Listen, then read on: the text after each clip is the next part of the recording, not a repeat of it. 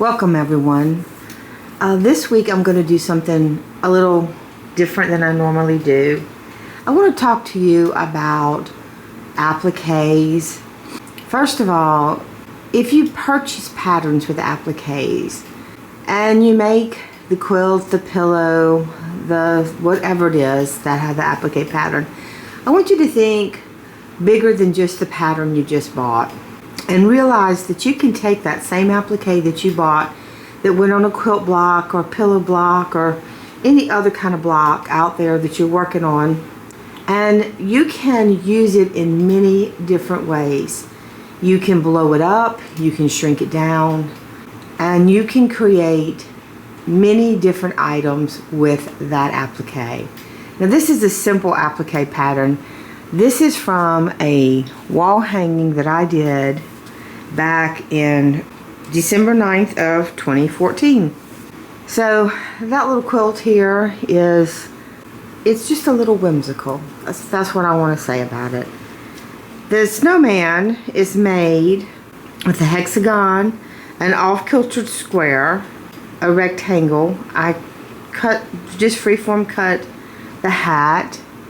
The arms are freeform cut, and the nose and the pom-pom were a little bit of thread paint, and then these were seed beads, the eyes and the buttons. It is offset. If you notice, it's smaller on this side and the bottom than it is on the right side and the top. That's just how I wanted it. I wanted it whimsical and playful. And I got to thinking about that little pattern and all the things that could possibly be done with it.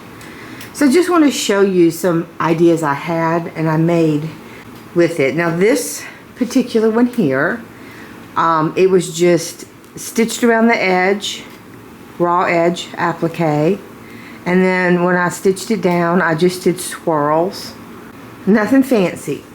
So when I decided to go further with it, the first thing that really I thought about was a pillow. Y'all know I like making pillow covers. So this is the pillow cover I made. It doesn't stand out as well on the pillow cover as I had hoped, but here it is. Let's see if I lift it up, maybe you can see it a little better. It's the same basic idea. The hexagon, the off-kiltered square, the rectangle, the hat. The pom-pom here was made with thread and with a permanent mark-a-lot.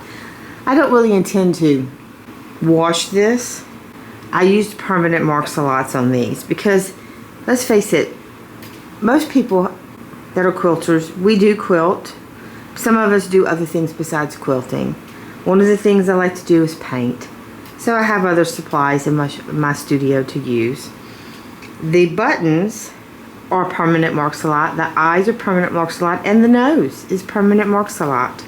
Now I could have came off the hands and just put some little straggly branches with permanent mark-a-lot, but I chose not to do that. Also on the hat I drew in a little band with a green permanent mark-a-lot, and then I just set it inside of a pillow case. The center was cut 9.5 inches. The red borders were cut 1.5. The outer borders were cut 2.5. And then I just made a pocket on the back with the scraps that I had left from everything else I had done. So it has some red on it and some of the other color, the branches. And I tried something new here. I mitered the corners. I've never done that before. So this corner's not too great. The other 3 corners came out really good. This wasn't the first corner, this was the 3rd corner, so I don't know where I got off there, but I'm still well pleased with it. First time mitering corners, I think it came out pretty good. Now, other things you could do with an applique, you could put it on a towel. This one here, I did the buttonhole stitch on. The pillow, I also did the buttonhole stitch on, and we just went around. I have a video that I'll link below that shows you how to do buttonhole stitches, and also shows you how to use fusible web, like something like Heat and Bond Light or Palon or something like that. Just something that's a 2-sided fusible. I added some little snowflakes here. They're hand sewn on. They're not glued. This actually was the fabric itself. It was the center of a poppy. I just thought that was kind of cute. Again, I used permanent marks a lot for the features. And then I did an ornament. Now this little guy, how I did it was I actually cut all the pieces just like I did here. 1, 2, 3, 4 pieces. And I fused them to a piece of batting. Then I took and put a back to it, and I just raw edge applique stitched around the edge of each and every section. I also added some pipe clingers here that I caught because the wires are thin. I was able to sew over them with no problem. Didn't break a needle. And I added a pipe clinger to the top for hanging. This way I can make the little arms do whatever I want. I did twist the pipe clingers. I didn't leave the pokey end out because I didn't want it sticking nobody. So this is to make a cute little ornament for my tree. Then after I got through, I went back and I pushed the arms back out of the way, and I trimmed close to everything with a pinking shear. And so he's finished, or she's finished. And then this is something that came to light this week. I made a card. Again, I used the buttonhole stitch on everything, and I did glue a button snowflake at the top. It is just stitched on. This is watercolor paper. I just put some blue watercolors down in the background just for a feel of winter. I would say this. Watercolor paper is a little thick. My sewing machine did not love it. It doesn't look bad, but it did not love it. So if you had the thinner cardstock, it would probably do much better. But if not, and you got watercolor paper, just go for it. These have envelopes for them. I probably will go back and put a piece of paper on the inside when I write my sentiment. I'll make it run both sides to cover my stitching. But I just wasn't ready to do that yet. The reason I was thinking about this is, man, stamps went up this week and cards are so expensive. I thought, gosh, we have all these scraps, a lot of little crumb scraps, and we don't really always know what to do with them. So why not make some cards with them? Even if you don't have cardstock, if you've got some nice heavyweight copy paper in colors or something, it would probably still work. I tell you, in my family, nobody gets their name written on their cards. Like, if you get a Mother's Day card that came from the store, or Father's Day, birthday, Christmas, whatever, and we don't write Mom, Dad, Jacob, Patrick, whatever on it. We just leave it blank on the front because we don't know, none of us share the same birthday or anything like that. And I save all those envelopes, and I can cut watercolor paper to fit in them and then paint a card, and it works out well. The last card I bought was $9.98, and that was crazy when we can make them out of our fabric scraps. So I just wanted to give you some ideas of what you can do with applique. This is some ideas that I have. You could also put it on the back of a blue jean jacket, the front of a blue jean jacket, pocket of a pair of jeans, the leg of a pair of jeans.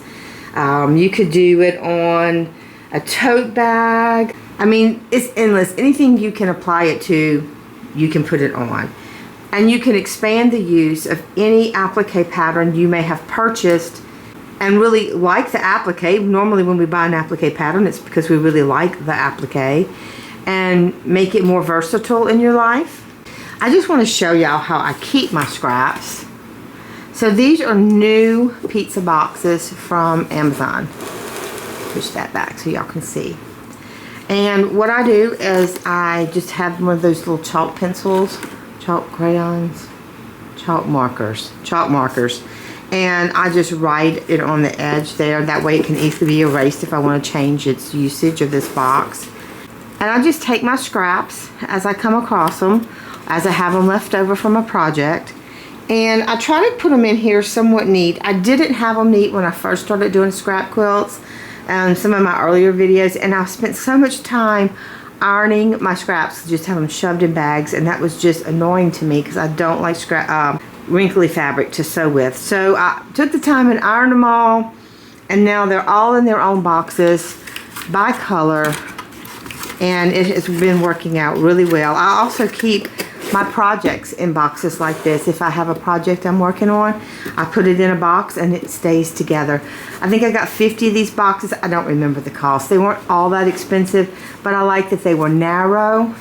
They sealed, because my studio is a sealed room, but it is still part of the garage. So I like to keep my stuff sealed up if I can. Okay guys, so I just wanted to give you an idea how I drew the snowman. I used a hexagon ruler. If you don't have a hexagon ruler, use a circle, use a square. It doesn't matter. You can draw a traditional snowman. You don't have to do a whimsical one. Anyway, when I drew it, that's enough lines to do it. And I drew this on the paper side of my fusible web. And then I just grabbed a little ruler and I just drew a head, whatever size I thought. 1.5, I mean a body section. Okay, 1.5 by 1.5, or somewhere thereabouts. It don't have to be perfect. And then when I went back, I just kind of lopped off one section from one corner across. More straighter than that though. I didn't draw that very well. But when your scissors are on it, it'll be pretty straight. Something like that, straight line there. And that gave it that little bit of tilt to it.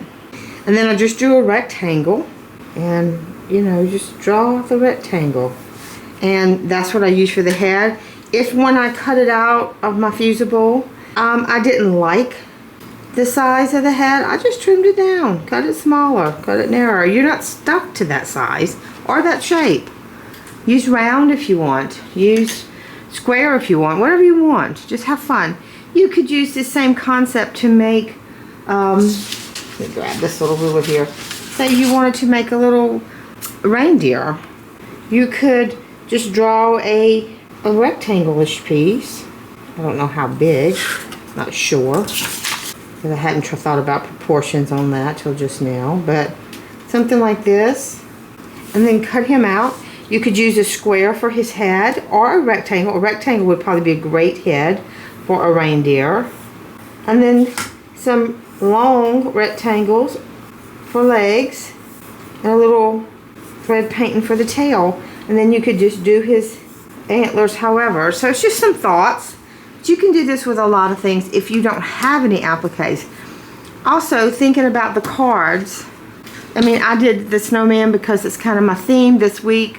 But you could just do flowers, and it could be for an anniversary or birthday. You could do a dinosaur for a child, or whatever they're into. Pokemon. I don't know what kids are into these days. I don't have any little ones in my family right now. I'm not really sure what young children are into, but whatever it is. You can make a birthday cake. Whatever. Just use your scraps up, because it's a great place to use them. These pieces are tiny. So guys, that's really all I wanted to say to y'all this morning. I want to encourage you to think outside the box and utilize some things you have in more ways than what you might think about that they can be used. You know, expand the use of things you already have purchased.